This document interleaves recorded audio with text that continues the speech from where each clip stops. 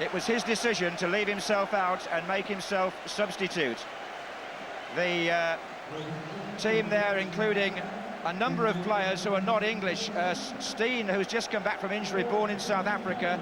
Karin, the goalkeeper from the Soviet Union, as was Russian. Kjellberg is a Dane. Jonsson is a Norwegian. There are 3 Scots in the side, but it's the team that was expected, the team that started last week, and Glenn Hoddle preferring to keep himself in reserve. Now, what about the formation that Jimmy and Alan were discussing earlier, Trevor? Well, I think the 2 central defenders, Jonsson and Kjellberg, are going to have their hands full with Mark Hughes, who I thought had an outstanding last few weeks to the end of the season, and is such a focal point to United's attack. Also, number 18 there, the anchor man in midfield, Eddie Newton, who will flip between picking up Cantona as he comes deep, and then having to keep an eye also on Roy Keane's forward runs. And then, of course, the flexibility of that small attacking 5 who do interchange on occasion so dangerously. Well, let's turn to Manchester United. They have 7 names on the sheet who bring a different nationality to this traditionally English occasion. The Dane Schmeichel in goal, past fit. Then the Ukrainian Kanchelskis, who survived a late injury scare that was kept very quiet. There are 2 Irishmen, Irwin and Keane, 2 Welshmen, Hughes and Giggs. And of course, there's the first Frenchman to play in the FA Cup final, number 7, Eric Cantona. And I would imagine that formation is pretty well established too. Well, it's a typical solid back 4, isn't it, that they've had all season. A lot of people saying whether the small, nippy Chelsea forwards might cause them a problem. I think they'd like to squeeze up that back 4, and perhaps they've got to be wary of people running from deep like Peacock and trying to play the offside and not getting the decision. Kanchelskis and Giggs, I think, will find it difficult with Sinclair and Clark, both 2 very quick fullbacks. So I'll be interested to see if they can have the influence that many people think they might. And then, of course, Hughes and Cantona, sometimes so irresistible. We wonder what mood the pair will be in today. This famous competition is about to get underway with the rain still drifting down slowly at Wembley. Weather's really changed since this morning. The pitch could be a bit slippy on top, and it's Chelsea in blue, Manchester United in red, Steve Clarke on the ball.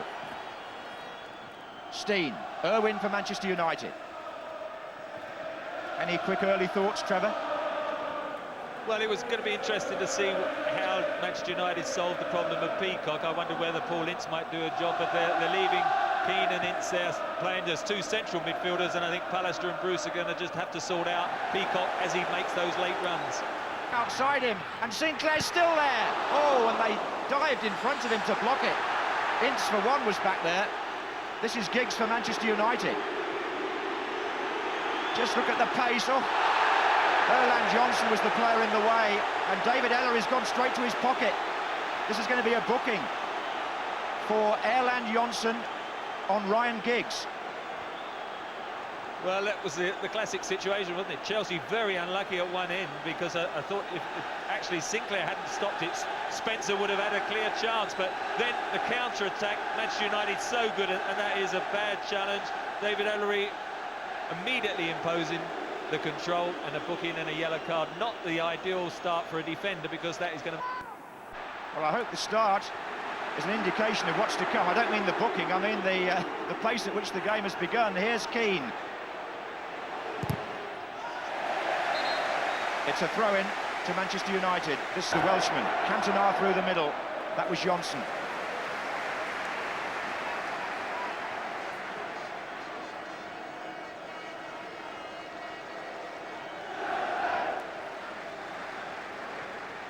Cantona is away by Wise, only to Bruce. This is Keane.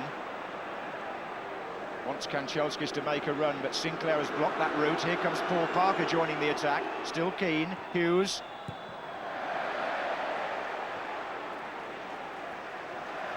Spencer's in the middle, further over. They're both quick. Steen takes on Ince. That was an example of what Chelsea are looking for, to win possession, then quickly. Wise. It went sort of through Peacock, and Kanchelskis is outside him. Comes off a Chelsea player, and Karin gathers. Good advantage by David Ellery. No need to stop the play there. Peacock. There is now. He's not happy about that challenge. Steve Bruce is at the heart of that, and players on both sides angry here. Looks like another booking to me. Well, he's going to be a booking again. I don't like to see players reacting quite as fervently as they are. Maybe he's the referee, he's in control. He's made the decisions that he has done already this afternoon, and I think just leave it to the referee. Don't try and claim all the time. I mean, it was late, and Spencer sort of, I think, made a bit of a meal of it. In fact, Manchester United dealt with that fairly comfortably. Coming up to the 20-minute mark here in the FA Cup final. There's no score, it's still raining. There have been 2 bookings. Burley, return ball to him from Peacock. Steen near post, away by Pallister. Peacock again. And they'll need help. Pallister it was who got it away. Misjudgment by Schmeichel surely. Back in by Burley. Well, it's still on for Steen. And Irwin gets pulled down. That's a free kick the other way, but Cantona lost the ball to Eddie Newton, and when John Spencer got in, I wasn't sure that Schmeichel was best advised to be there.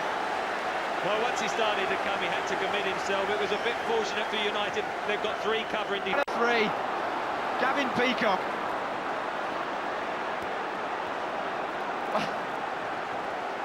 And play goes on while the crowd recover their breath.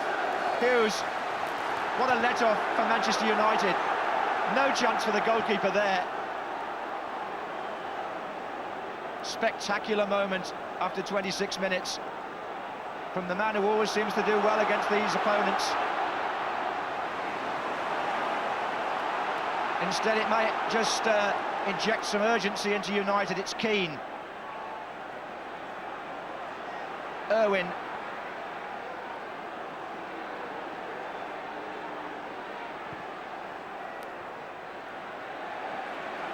I was just about to shout goal then, I can tell you.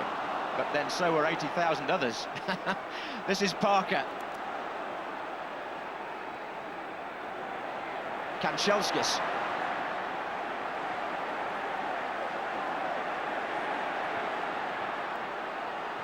Kanchelskis got it back from Hughes. Comes out to Parker. Danger here still. Not now. Poor delivery. Yes, that's the weakest part of Paul Parker's game, that final cross, but Kanchelskis was the first time able to really make the run. But look, it's Gavin Peacock, flicks it onto his left foot. He's a 2-footed player, loops it over. Schmeichel had no chance. Another yard further out, and it would have dipped in under the crossbar. Wonderful bit of skill, and I mean, that would have been amazing if he'd have got another goal against him. And I think for a 5 or 6 minute spell, Chelsea now will feel a bit unlucky that they haven't gone ahead. Glenn Hoddle, his side, have enjoyed a wonderful little attacking spell that near. I did. Hughes.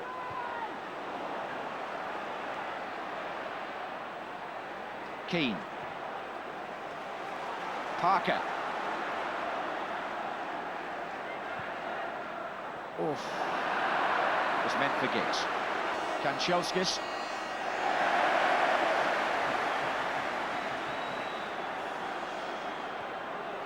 He stopped because he was offside.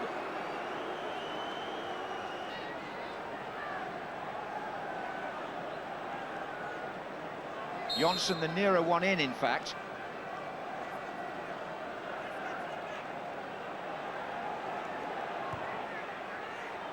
Kjellberg came in there. Oh, and offside. The flag's up. That wouldn't have mattered. There was a Chelsea player in an offside position.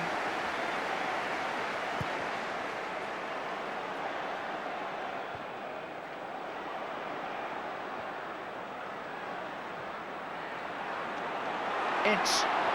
Oh, space here, Kanchelskis. Hughes coming in far side. And a corner off Clark. Well, that was when Kanchelskis had to take a chance with his left foot. You could see there was 3 Manchester United players. Paul Ince winning possession, releasing him on the left-hand side. A quick early cross with the left foot before Chelsea got back would have been the ideal, but he came in on his right foot, and by then it got blocked out, and he's only got a corner for his troubles. Well, Pallister has come into the near post position. Bruce is up as well. There's Steve Bruce, and went out all the way to Cantona. Here's Kanchelskis. In again for Bruce. Jonsson. Steen. Moving in from the left-hand side. And Kjellberg beats Hughes.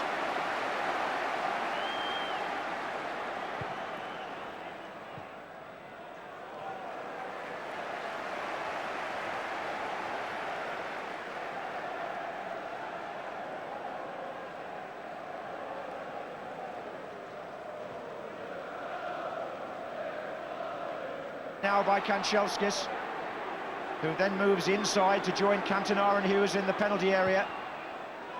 That's Cantona! Brilliantly taken by Dimitri Karin as Hughes threw himself forward. Well, a lovely flowing move from Manchester United, their best to date, involving both flank players. A good deep cross.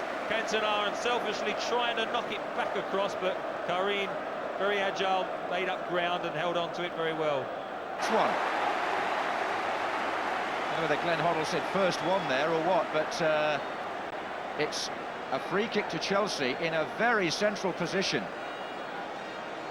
And Dennis Wise would, I presume, be favourite here. I think so. I wonder if anyone noticed if Glenn Hoddle would just pop in and take the free kick and then nip back to the bench again, because he would be the ideal one in this situation, but I don't think they'd quite get away with that. I don't think Wise would let him, actually, because he prides himself a bit on these himself, the Chelsea captain. However, we'll see what happens. Steve Clarke is taking a long run up. He likes to have a shot as well, whether he'd just go for power rather than a curler from Wise. And Sinclair's also there. That's Wise, and it's come off the wall. And it was all a bit of an anticlimax.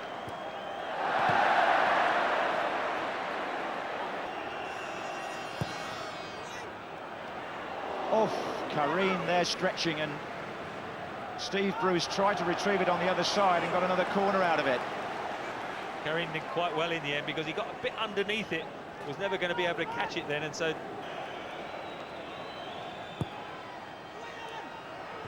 Oh, and Bruce is up there again. Over in the middle. Oh, if the cross had been anything like, Hughes has gone on his knees and slammed the floor in frustration, because all Kanchelskis had... Bruce comes in. Oh, that was an opportunity, wasn't it? Yes, in that. Keep that record going, because the man who is Sinclair.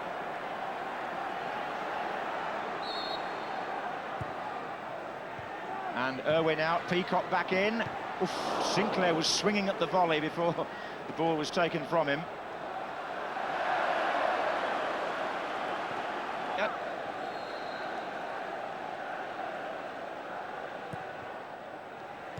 Karin punching. Came off the head of Peacock, in fact, in the end. This is Keane. Now it's Parker. Irwin, full-back to full-back. To Giggs. But good cover. Burley. Clarke. Cantona looks for Hughes. Erland Jonsson across. Needs to be cleared by Kjellberg. And Chelsea. Spencer is square. This is Peacock. Burley, who can crack them from there. In fact, he scored, Craig Burton.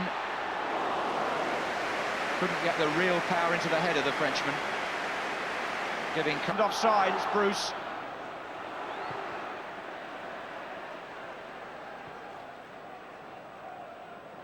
Yeah, this is a good chance for Chelsea. It's Spencer. John Spencer didn't run on for him. It may still go for Wise or for Burley. Peacock unmarked on this side of the area. Wise. Clarke moving up. And it still doesn't really run. Here's Eddie Newton to strike one. Comes back off the knees of Steve Bruce. Good spell for Chelsea. Not the way he's shaping up to it, no. Although I think it's going to be a fantastic shot if he could beat somebody of the quality of Karin.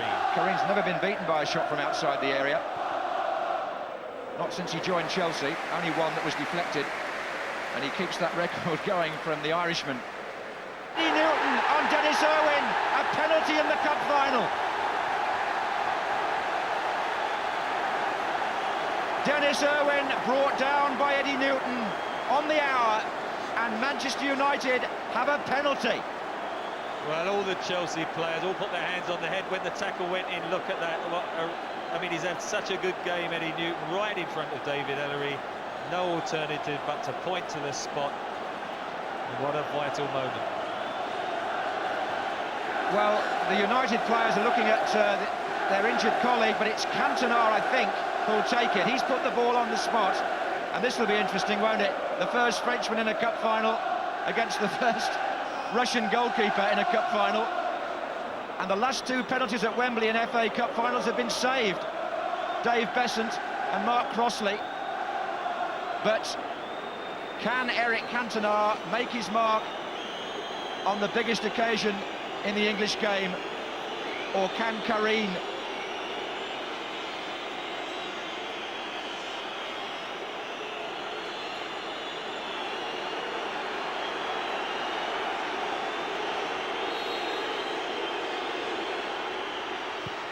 Oh!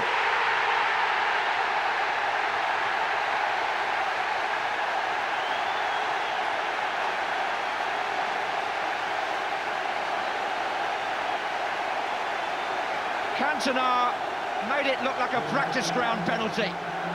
He just stroked it in the corner and sent Karine the wrong way. And with this goal, the Premiership champions take the lead in the FA Cup final. Poor Eddie Newton.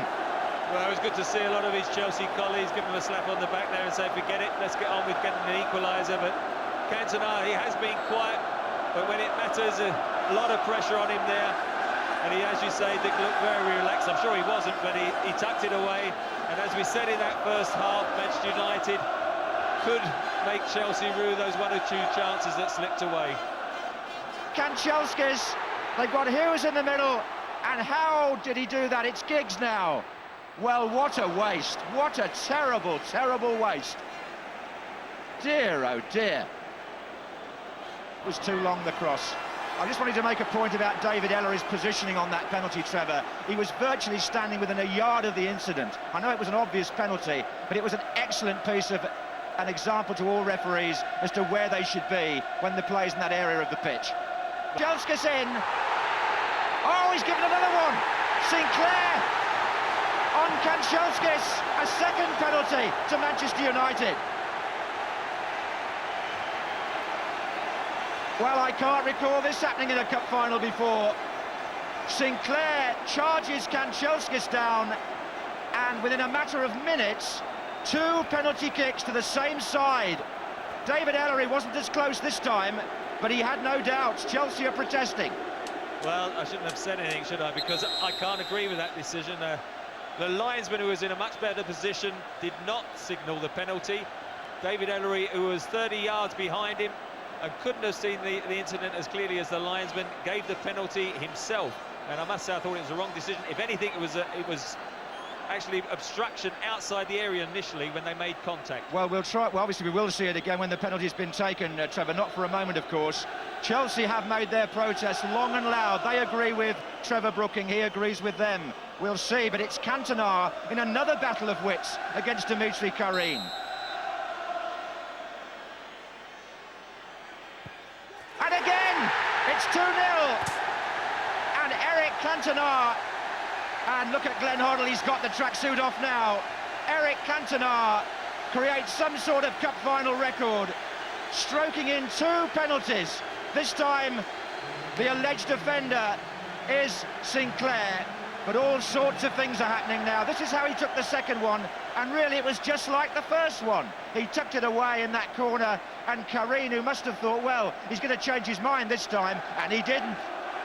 Well, it's all down to the guessing game, isn't it, when you get to that situation? Glenn Hoddle coming on now, but you have to say his side just lost their organisation those few minutes when the first goal went in. I felt they needed him straight away just to calm them down.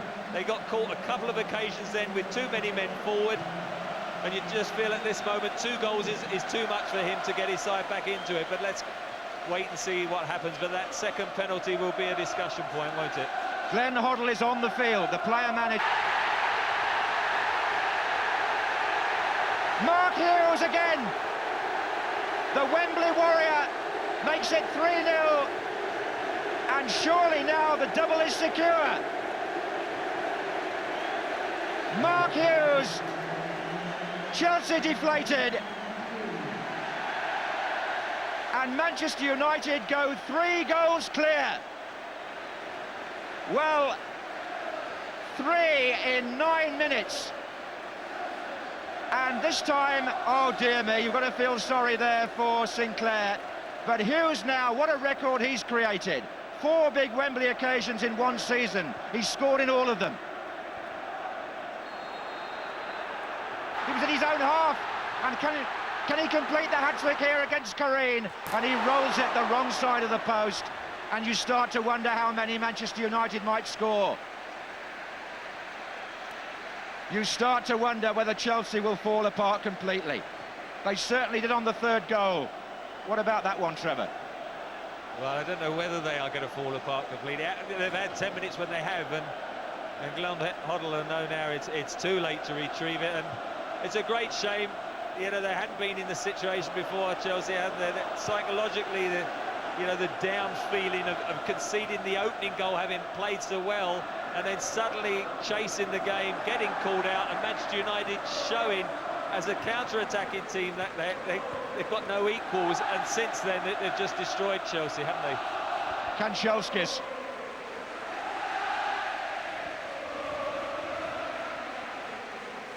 Well, this is Kanchelskis again, goes behind Mark Hughes. Well, I suppose when all this dies down, which it doesn't threaten to just at the moment, the turning point will be seen to be the second penalty, and from what you were saying, what we saw, it does appear it might have started outside the box. Here's Peacock for Chelsea. That's his cross, and it's too long. Free kick to Manchester United, who went from 0-0 to 3-0 between the 61st and 69th minutes, and here's how they broke away again. Now watch number 6 here, Sinclair. He seems to have the situation under control, but the ball bounced off his shins, and the worst person to give it to in that situation is Mark Hughes, because he's deadly, at Wembley particularly.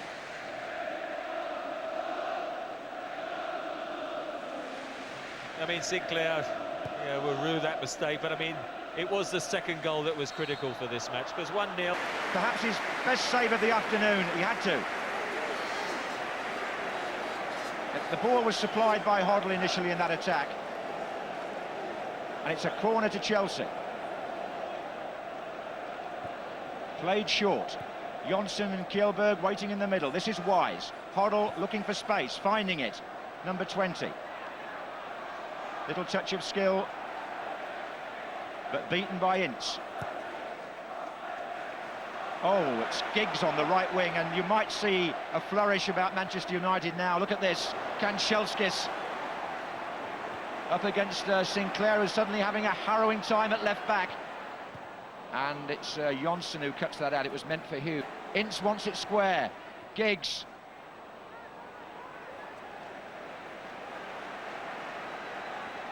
And Glenn Hoddle slides it in to Dennis Wise.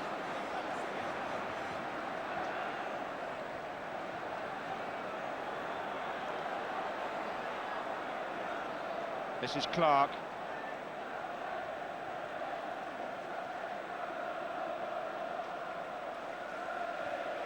Hoddle. I think we're going to see Tony Cascarino any minute, but this is Peacock meantime for Chelsea. Parker gets a foot in. Cascarino is the second outfield sub for Chelsea, and he's waiting to come on the far side. Meantime, it's Cantona to Kanchelskis. And there goes Kanchelskis again. Hughes comes towards the near post. Giggs closing in far side. There's the drive, and it was close from Spencer. I don't think anyone would begrudge Chelsea perhaps getting a goal for their supporters, because they had that excellent first half. The goal didn't come, and they had Spencer trying to get on the score sheet, but they've had to rue those. Hoddle. Clark. Oh dear. Who looks thrilled to bits, and Brian McClare. The players going off for Kanchelskis and Irwin.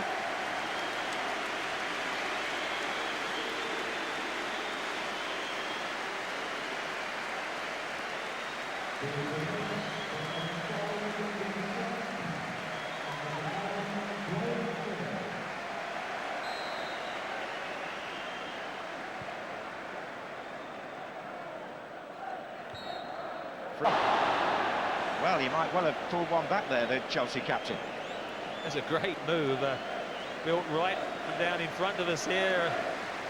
A flowing move down the left-hand side. Cascarino, good first touch into Dennis Wise and had goal written all over it, but perhaps that just sums up the afternoon for poor Chelsea. They couldn't put the ball in the net despite their good approach play. And in the end, that 3-0 scoreline is, in a few years' time, going to be a bit harsh, I think. Yeah. I think I'm right in saying this will be the most convincing cup final win since Manchester United beat Brighton in that replay, 4-0.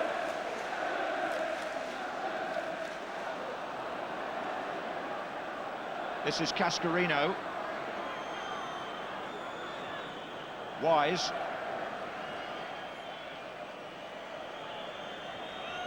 And here's Peacock. Wise again. Onside, Cascarino, blocked by Schmeichel. Chelsea had a couple of little chances, haven't they? Or big chances in the last couple of minutes, Trevor. No, he should have scored. I mean, it was a great run from Dennis Wide, who I think's had a good game for Chelsea. Given an encouraging wave to his supporters. Tony Cascarino just stretching for the shot. Somehow tried to hit it at the near post, whereas a shot towards the far post for people running in would have been better. Erland Johnsen up for this, well cleared by Ince, had a fine match for Manchester United. And that was well won back by Eddie Newton, curled in again. Here comes Johnsen, Keane heads out this time.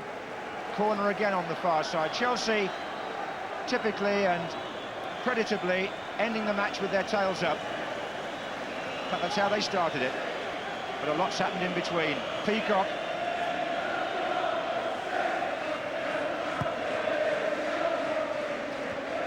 Way by Bruce. Glenn Hoddle. How long will he go on playing, I wonder? It's a stage he's graced many times, Wembley. Look at Ince again there, the man to get the foot in. And Eddie Newton stumbling a bit, and Ince is the furthest forward again. Chelsea still at it. That's Newton floating it for Cascarino. Two unmarked in the middle, surely now. There's the shot on the turn by Spencer, and Schmeichel has reserved his best work. Or it's been reserved for him until the last few minutes. Corner again. Played short. Hoddle. Now Cantona. Now he's got players joining him. One of them is Mark Hughes. Now two to the left. Oh, and onside. Paul Ince for Manchester United. Can he finish it here? Ince. Oh, and selfish. Brian Leclerc.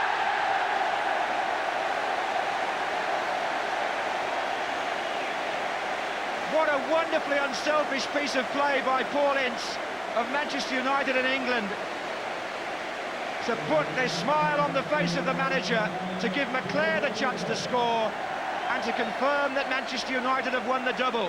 Out came Karine, round him went Ince. He saw Clark was there, so he just rolled it back, and Leclerc accepts the greatest gift of all, an open goal in a cup final. It's 4-0, Trevor. Well, rubbing salt in the wound there, Manchester United, because Chelsea so close a couple of times at the other end, although they probably feel now that they could be playing until Sunday morning, still not be able to get the ball in the net. Goes up the other end, Eddie Newton tries to play the offside. The linesman said when the ball was played it wasn't, and Paul Ince sets up Brian Leclerc for his goal. Here they go again, it's Hughes. We're well into stoppage time, as you can see, 4th minute in fact. And Hughes has gone down injured. And there it is. The achievement is nearly unique. The praise is nearly unanimous. The double is definitely Manchester United's. The 6th club to achieve this remarkable feat. Chelsea crestfallen, cheerful in the first half, but cruelly played out of things in 9 minutes in the second half. Consolation for them. but jubilation for Manchester United.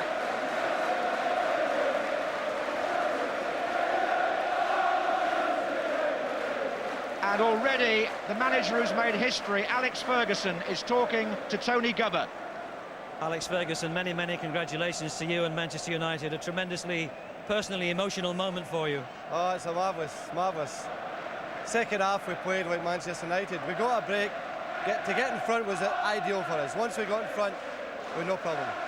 Perhaps a little bit of sadness, though, that this is the year that Sir Matt Busby died and was not here to see United finally achieve the double. Well, his family are here, and they'll be proud of the players today, because Sir Matt would have been. Just talk us through the match briefly, Alex. Were you surprised at how difficult Chelsea made it for you in the first hour? The first half, they caused us a lot of problems. I felt our shape wasn't right. We're no spreading the game. We couldn't get Ryan Giggs the ball. We said at half-time to narrow Ryan in a bit so he could get on the ball and get some feel of it and start running at them. And that was the key to it, really. Once we get the spread in our game, Ryan on one side, then Andre on the other side, the balance was better, and then we started opening up a bit better. Did you try to pep them up at half-time? Was that what you... Yeah, I think that we made the points. We made the points about the tactical thing, which was vital, because without tactics you won't win the modern games. Everybody said you had a professional. Brian Robson has handed the job on to somebody worthy of it. And Steve Bruce now goes up for a moment that he and his colleagues and Manchester United fans worldwide have always wanted to experience.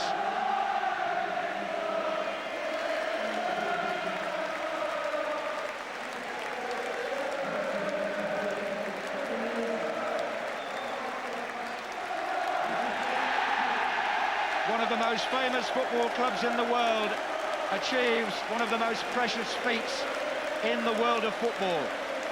Manchester United have won the double, and they've equalled Tottenham Hotspur's record of 8 FA Cup wins.